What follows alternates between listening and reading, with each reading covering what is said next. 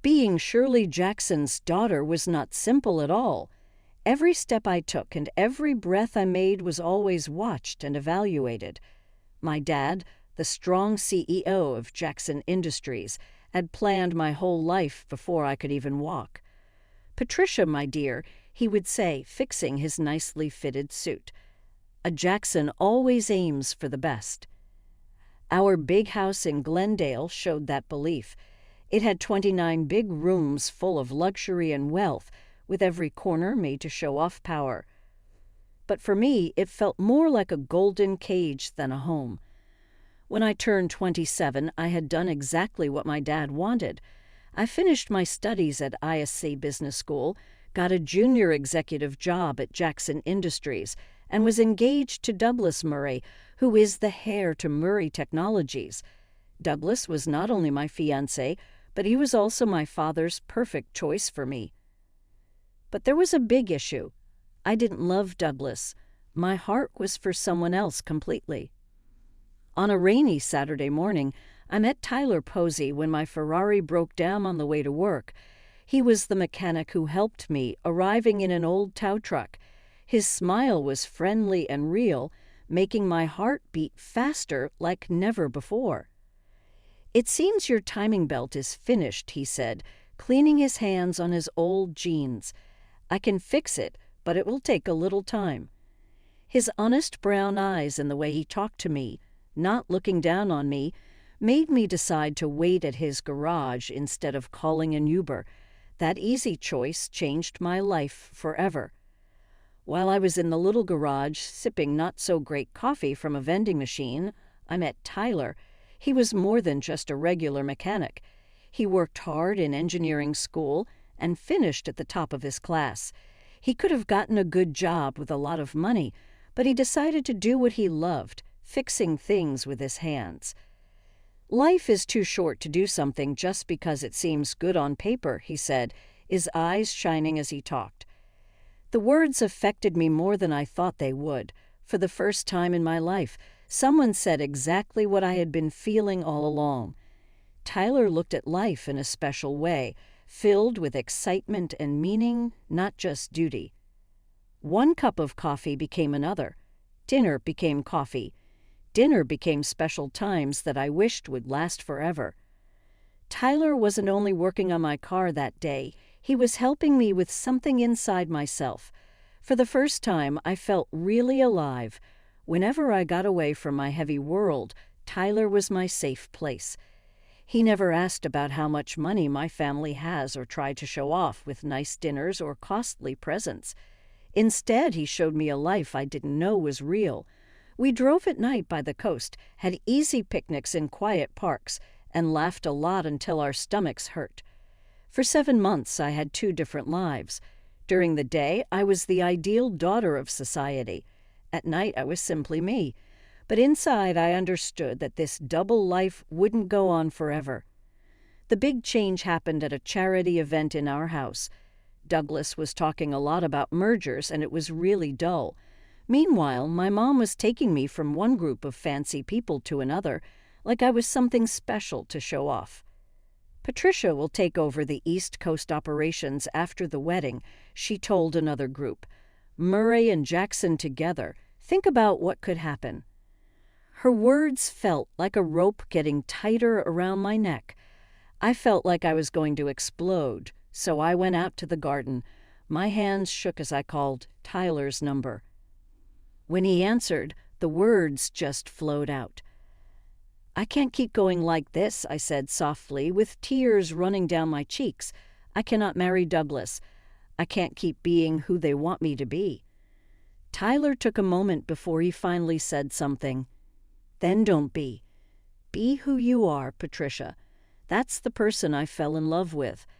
His words gave me the courage I needed. The next morning, I walked into my father's study. My heart was pounding, but I forced myself to stand tall. "Daddy, I need to tell you something," I said, my voice shaking slightly. "I can't marry Douglas. I'm in love with someone else." The explosion that followed was immediate and overwhelming. My father's face turned a deep shade of purple, and his voice boomed like thunder. A mechanic, he roared, slamming his fist onto his mahogany desk. My daughter, a Jackson, in love with a grease monkey. An engineer? Daddy, I said, trying to keep my voice steady. And he's brilliant. If you would just meet him. Absolutely not, my father bellowed, cutting me off. His voice was sharp enough to shatter glass. You'll marry Douglas as planned, or you can forget about your trust fund, your position at the company, everything. Is that clear? His words hit me like a slap, but they also sparked something inside me. For the first time, I realized how tightly I had been controlled my entire life. It wasn't just about Tyler anymore. It was about choosing my own path, no matter the cost. I stood tall, finding strength I didn't know I had.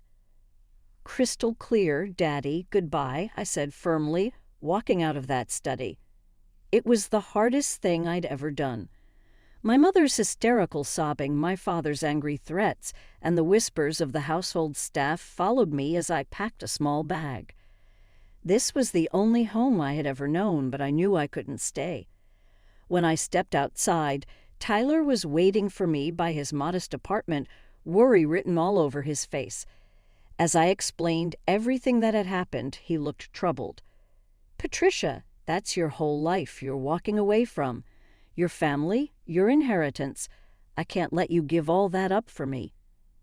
I silenced him with a kiss. I'm not giving up my life, Tyler. I'm finally starting it. The next few months were a crash course in real life. I moved into Tyler's small one-bedroom apartment, got a job as an entry-level business consultant at a small firm, and learned how to live on a budget. It wasn't easy.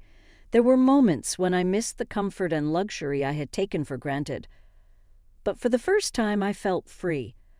I wasn't living by anyone else's rules but my own. My parents didn't make it easy for me. Their attempts to bring me to my senses ranged from emotional guilt trips to outright sabotage. They froze my bank accounts, canceled all my credit cards, and even tried to get me fired from my new job. But every obstacle only made Tyler and me stronger. As a team, we learned to support each other and fight for the life we were building together. When Tyler and I decided to get married, we chose to keep it simple. We planned a small ceremony in a local park. There was no designer gown, no extravagant decorations, and no society photographers. Just us and a few close friends who truly cared about us. It was everything I wanted. A day that was about love, not appearances. On the morning of the wedding, I received a text from my mother. Your father and I will be attending. This is your last chance to fix this mistake. My heart raced as I showed the message to Tyler. He gently squeezed my hand. It's your call, love. Whatever you want. Despite everything, I wanted them there. They were still my parents, and a part of me hoped they might finally see how happy I was. I took a deep breath and replied, I'd like you to come. No more arguments, though, just be there. For once, I felt in control of my choices, and no matter what happened, I knew I was finally living the life I had chosen for myself. As I walked down the makeshift aisle in my simple white dress from a department store, my eyes immediately found Tyler. He stood at the end, waiting for me, his smile radiating warmth. But behind him, I noticed my parents. My father looked as if he'd bitten into something sour, while my mother dabbed at her eyes with a monogrammed handkerchief. Neither of them made to move to join the ceremony. Their presence felt heavy, but I focused on Tyler and the life we were beginning together. The reception was a casual barbecue in the park, surrounded by our close friends. No elaborate decorations, no high-end catering, just laughter, love, and the kind of joy money couldn't buy. My parents, however, weren't there to celebrate. They saw this as their last chance to sway me. Patricia, darling, my mother began, her voice thick with desperation. It's not too late. Douglas would still take you back. Think about what you're throwing away." My father, always direct, added coldly, "This is your last chance. Stay with this man, and you'll never see a penny of your inheritance. Is that what you want? A life of poverty?" I glanced at Tyler, standing nearby in his rented suit, laughing and chatting with our friends. He was so at ease, so genuine. Then I looked back at my parents, trapped in their rigid world of wealth and expectations. Their words didn't scare me anymore. "What I want," I said, my voice steady and clear, "is to be happy. Tyler makes me happy. If you can't understand that, then maybe we don't need your money or you in our lives." My father's face turned a deep shade of purple. "You're no daughter of mine," he spat, spinning on his heel. My mother hesitated for a moment, her eyes filled with regret. But in the end, she followed him. Together, they stormed off, leaving me standing there. I watched them go, feeling a strange mix of sadness and relief. Tyler appeared beside me, wrapping his arm around my waist. "You okay?" he asked, gently. I leaned into him, feeling the solid comfort of his presence. "Never better," I said, watching my past walk away for good. That was 7 months ago. Since then, Tyler and I have built a life together, one filled with hard work and even harder love. Tyler continued running his garage while taking night classes to earn his master's degree. I threw myself into my consulting work, slowly building a client base.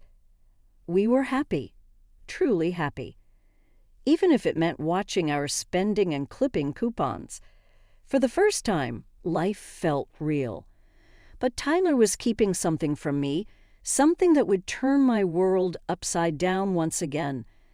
Everything changed on what seemed like just another ordinary Monday evening. I came home early from work, excited to surprise Tyler with takeout from our favorite Thai restaurant. But when I walked into the apartment, it was empty. On the counter, there was a hastily scribbled note. "Working late at the garage. Love you." It wasn't unusual for Tyler to work late, but something felt off. Lately, he'd been distracted, taking mysterious phone calls and working strange hours. A knot formed in my stomach as my mind wandered to dark thoughts. Was something wrong? Was I about to lose everything again? Unable to sit still, I decided to bring dinner to him at the garage. Maybe we could eat together and ease my worries. But when I arrived, the place was dark, and Tyler's old truck wasn't parked in its usual spot. My hands shook as I called his number. It went straight to voicemail. Panic started to creep in, and my heart raced. Just then, fear began to overwhelm me. My phone buzzed with a text from an unknown number. "Mrs. Posey, please come to 1868 Allen Avenue immediately.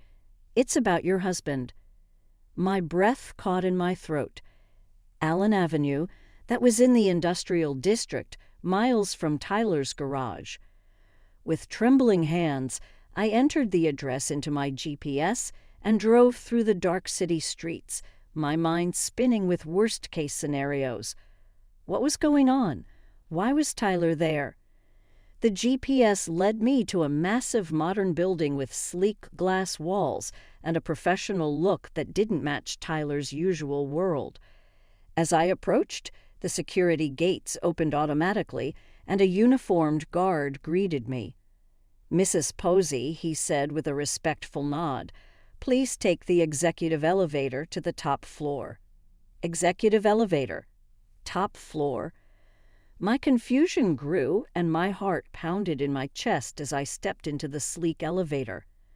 When the doors opened, I found myself in a breathtaking office suite. Floor-to-ceiling windows offered a stunning view of the city, and everything around me oozed wealth and power.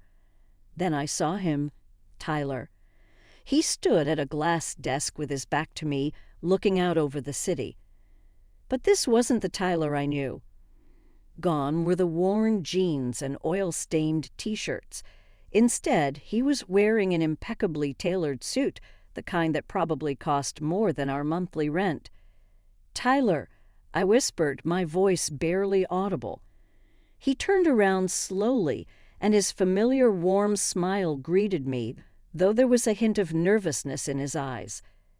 "Charlie," he said softly, using the special nickname only he called me. "I think it's time we talk." My mind raced as I stood there, staring at the man I thought I knew. Who was he really, and what was he about to tell me? Before Tyler could say another word, the office door burst open, and there they stood, my father, mother, and Douglas Murray. It was like stepping into a nightmare. "What is the meaning of this?" my father roared, his face already turning that familiar shade of angry purple.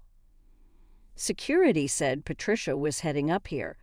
What are you doing in the CEO's office? You mechanic." Tyler didn't flinch.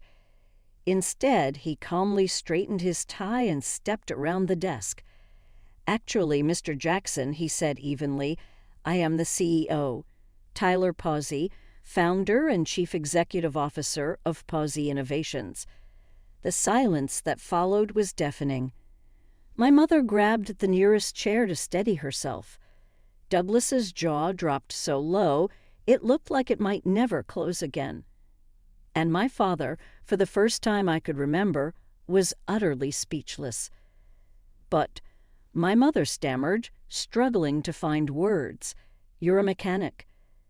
Tyler smiled gently and took my hand. "I own a chain of auto repair shops, yes. That was my first business, started with a loan from one of my college professors. But Pawsey Innovations is my main focus. We're a tech company that specializes in revolutionary electric vehicle batteries. Those late nights at the garage? That's what they were about. We were finalizing our newest prototype." I stared at him, my head spinning. This was a side of Tyler I never knew. "Why didn't you tell me?" I asked, my voice barely above a whisper. Tyler turned to me, his eyes soft and full of understanding. "Because I needed to know," he said. "When we met, I had just made the Forbes 50 Under 50 list. Every woman I dated before you only cared about my money or my status. But you fell in love with me when I was just a mechanic. You gave up everything to be with me. I had to be sure." "Pawsey Innovations," my father finally muttered, his business mind catching up to the moment. "The company that revolutionized electric vehicle battery technology, the one every major car manufacturer is fighting to partner with. That's you." Tyler nodded, still holding my hand. "Our market valuation hit $150 billion last week," he said. "Not quite Jackson Industries' territory yet," he added with a small smile, "but we're getting there." The room went silent again. My mother looked like she might faint. Douglas looked completely defeated, as if the wind had been knocked out of him. My father, though, stared at Tyler with a mix of disbelief and something I never expected to see, respect. As for me, my emotions were a whirlwind. The man I fell in love with wasn't just a mechanic. He was a visionary, a leader, and a genius. But none of that mattered. The only thing I cared about was the same thing that had drawn me to him in the first place. Tyler was the man who loved me for me, and I loved him for exactly who he was. I couldn't help but laugh at my father's expression. All those months of looking down on Tyler, dismissing him as nothing more than a poor mechanic, and here he was, secretly building an empire right under their noses. Tyler's voice grew sharper as he spoke now. "I think we should discuss how you've treated your daughter. The same daughter, by the way, who just became one of the largest shareholders in Pawsey Innovations when she married me." My father's face turned pale.